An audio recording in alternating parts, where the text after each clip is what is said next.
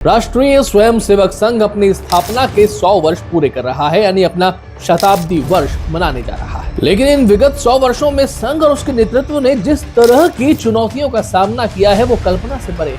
हिंदू एकता और सामाजिक सुधारों के अग्रदूत के रूप में 1925 में अपनी स्थापना से लेकर विभाजन के कष्टदायक दिनों, जहां इसने नए उपजे मजहबी राज्य में खतरे में पड़े धार्मिक अल्पसंख्यकों के जीवन को बचाने में महत्वपूर्ण भूमिका निभाई, तो वहीं गांधी जी की हत्या, जिसमें इसकी कोई भूमिका नहीं थी, के बाद सहस्त्रों स्वयंसेवकों, कार्यकर्ताओं और संगठन को घोर कष्टों का सामना करना पड़ा था। आपातकाल के वो काले दिन, बार बार लगने वाले प्रतिबंध का सामना, निंदा, घृणा, उपहास सहन करते हुए देश के हालिया इतिहास के कई मील के पत्थर स्थापित होने के दौरान कोई भी अन्य संगठन अपने विरुद्ध इस तरह के भयानक दुष्प्रचार के बोझ के तले दब जाता। लेकिन संघ न केवल जीवंत रहा, बल्कि चरय वेति के मंत्र के साथ लगातार आगे बढ़ता रहा।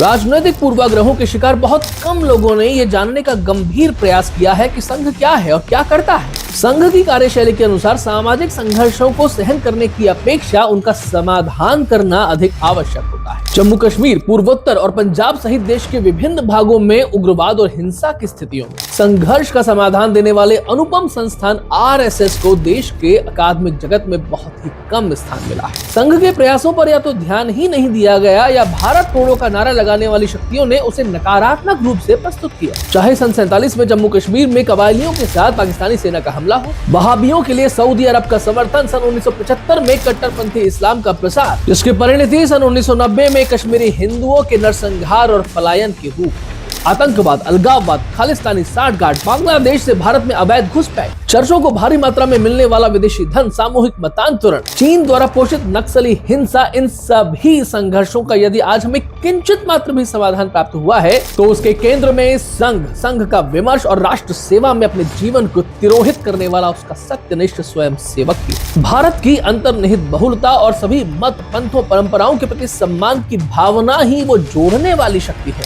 जो विजय प्राप्त करने की भारत की क्षमता का मूल स्रोत है। और यही संघ का भी स्पष्ट दृष्टिकोण है। नमस्ते सदा वत्सले मातृभूमि का मंत्र लेकर चलने वाले भारत की एकता और अखंडता के लिए प्रतिबद्ध संगठन राष्ट्रीय स्वयंसेवक संघ को हमारा कोटिशः नमन। बात अच्छी लगी हो तो वीडियो को लाइक कीजिए, चैनल को सब्सक्राइब कीजिए, कमेंट करके हमें सूचित कीजिए और इस बात को, इस चर्चा को कम से कम 5 लोगों के साथ में साझा करके अपना योगदान भी अवश्य प्रेषित कीजिए। अभी के लिए इतना ही। वंदे मातरम, जय श्री राम।